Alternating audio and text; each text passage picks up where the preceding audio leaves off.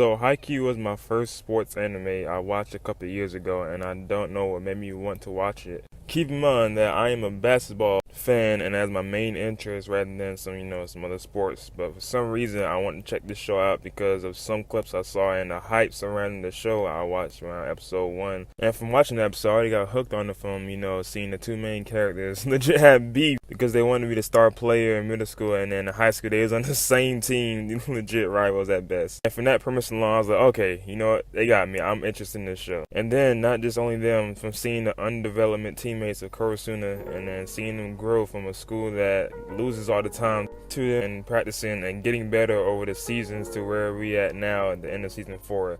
I love the show so much and that I read the manga, and after the season ended I now finished it.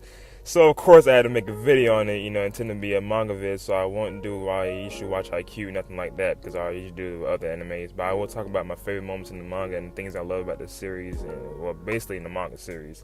So let's go. Whoa.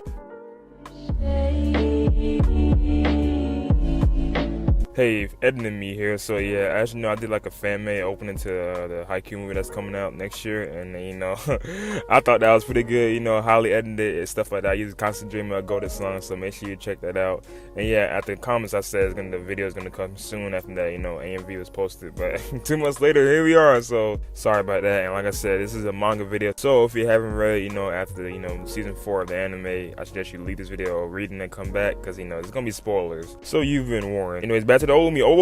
So I should mention that I already covered season 5 with the Kurosuna and Nekoma battle. So now on with the video. I will continue from that battle to the Kurosuna and Kamomedai. Oh god. And that game was literally insane and further exceeded my expectation. And before reading the match, I low-key knew the possible result thanks to some slight spoilers I came across on the internet. Never escaped those, but I still wasn't shocked and on the edge of my seat. I'm telling you, I was an intense battle back and forth. Literally, I couldn't, bro. And mind you, like I said, I'm high off hills from seeing that Nekoma and Kurosuna battle. So when Kurosuna is dealing with another talented team like Kamomedai, I'm gonna call him Kamo. Jesus, I know I'm gonna pronounce the name wrong. I'm gonna call him Kamo, alright? Now, Kamo, I knew they had a talented roster, but you could make the argument that there are the star players, which was Hoshimui and Hirogami. And I feel like those two are the star players, and both of them are honestly monsters and could act on like the defensive side of any given situation, which I thought that was very interesting. And might I add that both of their backstories was amazing and really inspiring as well too, and made me like the character even more. Like I said, it's been a while since I read the manga, and as far as the other teammates, they didn't stand out to me that much, but their team chemistry with the whole other members is literally insane. They knew their role and they knew how to execute it, and of course all they beat us far in the finals, they wasn't this talented. Let's talk about the match itself. So, there are many moments where I could tell, damn, this might be it. It was definitely a back and forth. However, you could tell that Kurosuna was struggling in the beginning, especially with the characters like Tishikima and Asahi. Oh boy, they was getting Asahi bad too. I remember they would end up losing the first set and had to lock in the next, but as I said, the team was struggling. I remember reading and feeling so bad for Asahi because Kamo was legit picking him apart and he kept getting blocked. He was starting to break. You could tell by his emotions in his face, which is beautifully shown in the manga. Had the dread and the fact that he couldn't do it. But thankfully for the teammates' help and with Asahi being more confident in himself, because oh boy, this was an issue he struggled with since season 1. I remember that. He was able to overcome it, but I will say that there are definitely moments where the teammates felt this way too, but some were able to keep their composure while the others were struggling as well, mentally and physically as well too. But man, when they show Asahi overcoming that thing, bro, and show him leap and hit that raw ass spike, man, that ace was legit off the chain, bro. That moment was so special. Kamo was definitely giving them a hard time, but as Kurosuna does best, they kept on fighting and picked up momentum with the same plays from Hinata, Kageyama, Asahi, Dashi, and even Tishikima. And at the end, I remember he basically had a play where it made them win round 2. And let me explain the play real quick. So basically, Tishikima went up for a block, right? And then I remember, I don't know, was it Toshiomi? I think it was him. He was going to go for an insane spike.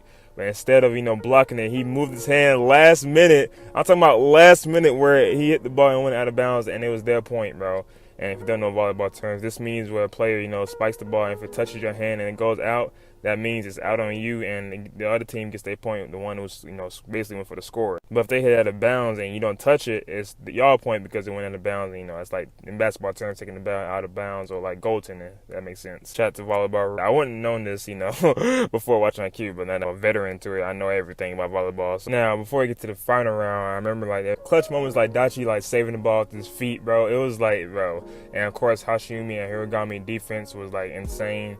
Kageyama being the monster he is with like, insane spikes and serves, like, bro, it was just, and Hinata, oh my god, him jumping as high and challenging Hoshiomi, bro, it was so beautiful. I remember the final round, it felt like Hoshiomi and Hinata was like MJ and goddamn Kobe, bro. Like, it was going back and forth in basketball terms. They were just like hit for hit, man, spike for spike. It was insane, and I loved every minute of it. The tension was there, and I couldn't think they could top, Nekoma versus Kurosuno, but they did with like, man, about a little bit, both fight, it was equal because both matches was legit neck and neck, and just the tension was there, and I love how they wrote it and drew it, and it was just amazing overall. And there are moments like Tsushima after that insane play, him giving that peace sign to his brother, and that secretly, and you can tell, like, bro, even the members were shocked because I was like, bro, Tsushima is like a guy that chill and stubborn sometimes, and definitely is like a mean guy, especially towards Hinata. The development he went through throughout the whole Haikyuu manga and anime was beautiful, bro. And I was like, just that moment was like, man, Tsushima was a go, bro. Him and his brother just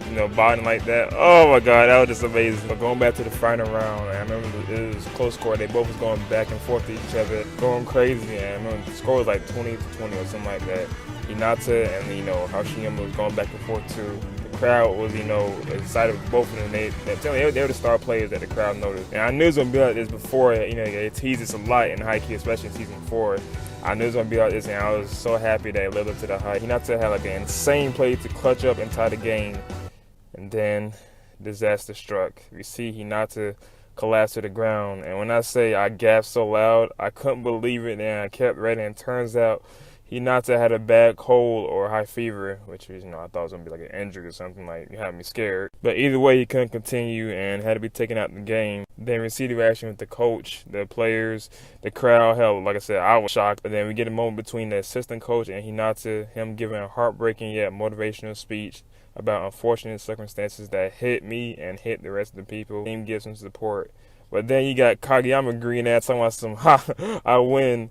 Like, damn, at least give him some support. But you know how he is. But actually, this motivated Hinata because he went from tears to determination with him that quick. Saw his force leave the game. And then we cut to a beautiful drawn panel of how it shows the rest of the teammates determined with like this look on their face that, damn, this is one last chance. With a handicap as well, too. So it just like, man, give it all you got. That's how I got from that panel, man. It was easily my favorite panel. And like I said, it shows how difficult the task will be now. But unfortunately, Kamo took the win, and they eliminated Kurosuno by like a little, probably 2 or 3 points ahead. Of course, everyone was sad, including me, but I was mad and sad because I was punching my desk, but I also was sad because I was thriving in agony about, what happened. But there are a few moments in the manga that I like to talk about and that are like nice panels as well, such as Hinata accepting the fate of their loss. Then we got Kageyama development showing how he said that he wanted to take the team further in the tournament. And it's just like in reactions. it was nice because, like I said, remember how Kageyama was in the beginning of the show? He was selfish, stuff like that. But him saying this, man, I was like, bro, Kageyama a GOAT, bro. Some other moments like Nekoma showing their gratitude and support towards Kurosuno. Even though they lost, it was a team that did the unthinkable and went far in the tournament, and that's something to celebrate at the end of the day. So a chapter later, we get the seniors graduating. Dashi, Shigurawa, Asahi, and Kyoko. Also, panels later, we see that, well, unexpectedly, at least for me, that Hinata, Kageyama, Tsushima, and Yamaguchi had to try and carry the team when the seniors and juniors left, and they never had the same run as they did before as freshmen. They kept getting eliminated before even making the nationals, so that makes the first run even more special. Now, that being out the way, we enter the final arcs of the story, and that is the post-graduation time skip arc. Well, that's what I call it. I'm pretty sure it's a different name for that. Now, mind you, I've kind of been spoiled on this a little bit, but I was still excited to see it. So the first couple pages you see what's everybody doing and stuff like that. Also, you get some callbacks to when Hinata and Kageyama graduated. I thought that was nice too. And surprisingly, Hinata with like longer hair is like definitely probably my favorite look of his. Yeah, we see what they were up to. We got people, working their office jobs. Some people are like fishermen, because why not? Some people are pros, such as Kageyama. He took his time to, play professional volleyball and was at the 2016 Olympics because, of course, his talented ass was. Some are teachers, like the seniors that graduated. Some are police officers, some are like veterinarians. And I thought that was really nice to show how like these people grew up and got actual jobs and have careers. Because some people don't play volleyball forever in their lives, or they don't play sports forever. They actually find jobs and stuff and do other things in life. But I like how Haikyuu went in this direction. Also in regards to the main character. Instead of like some sports animes and mangas, they just throw the main character and show how he already achieved his goal and boom, in the story. But no, this one, it was like he reset this main character and made him go through another training arc, like they call it. Because Hinata, instead of going professional just yet, he wanted to take back to his roots and try different things. And he went overseas to Brazil and try his hands at 2v2 beach volleyball. I would see this beach volleyball thing on the Olympics all the time, and I thought, what was Nickelodeon up to? And I switched the channel. So yeah, I never really cared for, of course as a kid, shut up. I never really cared for, volleyball like that prior to Haikyuu. So what makes you think I'm going to watch some beach volleyball? I see Hinata playing it and with different people and made it so nice to read. I thought it was a different thing. I was like, you know what?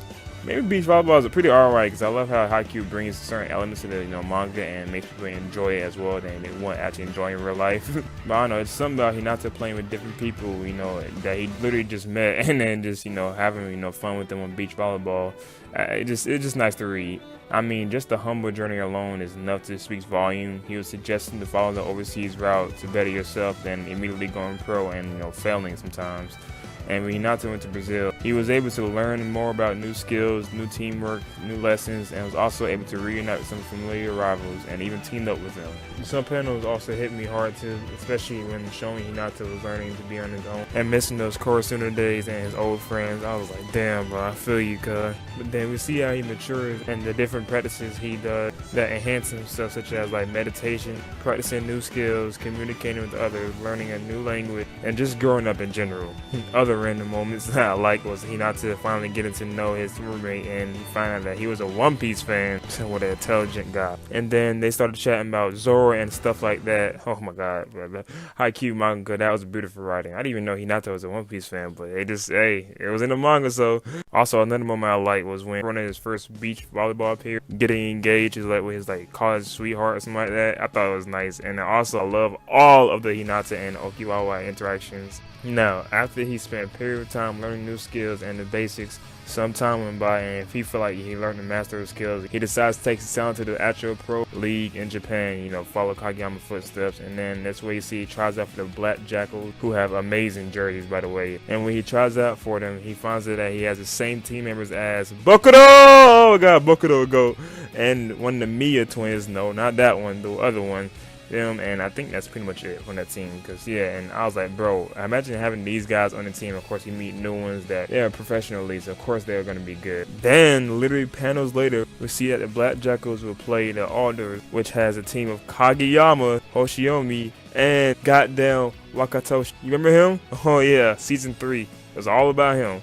So yeah, all those people are all on one team. I think the mascot from season 4 is on that team too. Damn, I feel like an all-star volleyball dream match gonna take place. I'm like, bro, chill out with this, bro. Like, this is too much heat. And then, of course, moments with Hinata and Kageyama reuniting. And after so many years, they're just like back like they never left, man. This classic rival. So the final matchup, the final showdown, the whole thing between that and the last page of Haikyuu was truly amazing, truly beautiful. From the players, the audience, the new moves Hinata showcased to the veteran dominance of Kageyama, everyone had a moment, and I loved every bit of this arc. It was all of a callback to every season, every match, and so much more.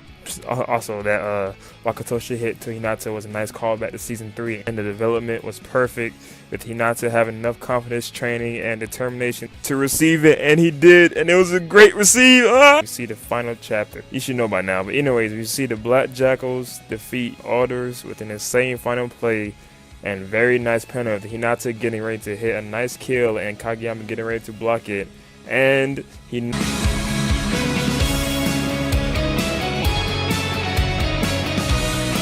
killed it.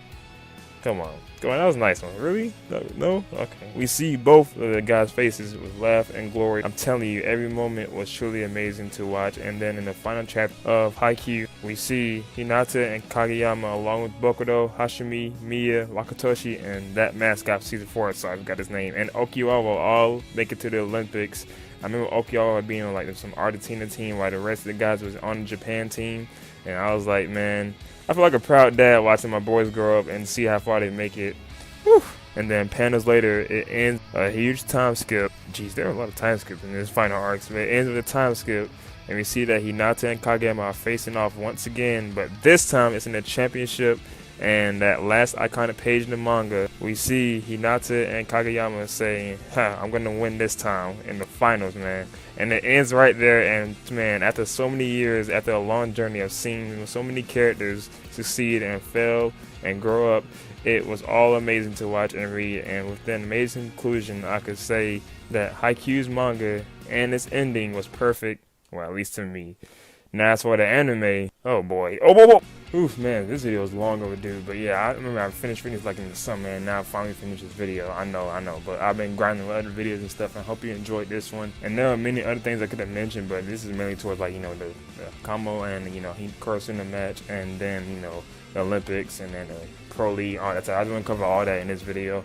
And yeah, I love every bit of it too, like I said. And as for the anime, I'm going to do a separate video talking about, you know, why I'm worried about that a little bit. So that'll be in the future. And yeah, the other things I could have mentioned, like this fandom, you know, sometimes like this fandom is good, but like, I mean, something I also talk about that in the video about this fandom, but I was like, nah, I cut that part out, because it was kind of like a sports anime fan thing anyways. Plus, you know, I got spoiled on because I talked about that. Like, you know, I remember on Twitter or somewhere on TikTok, I thought, you know, this is random, but I remember Dachi character. I remember I seen something about saying he died in a Haikyuu manga. I was like, what? What do you mean died? And I couldn't take it out. I was like, bro, I remember that whole day I was mad because I thought I got spoiled for real before I started reading the manga. And that didn't even happened. That was a joke, man. I was like, man, this fandom is something else. And yeah, it is stuff like that. But anyways, I hope you enjoyed the video. I'm rambling at this point. And yeah, I got more videos like this on the way. I mean, I got like a Nana video, the anime. It's going to be a long one too, but that's in the future. I'm planning for that. I'm going to do Aoshi, Blue Lock 2, the other sports animes and manga. I'm going to do that, so stay tuned for that. And I hope you enjoyed this one. And I'm out. Make sure you subscribe and like the video. Oh, whoa, I'm out.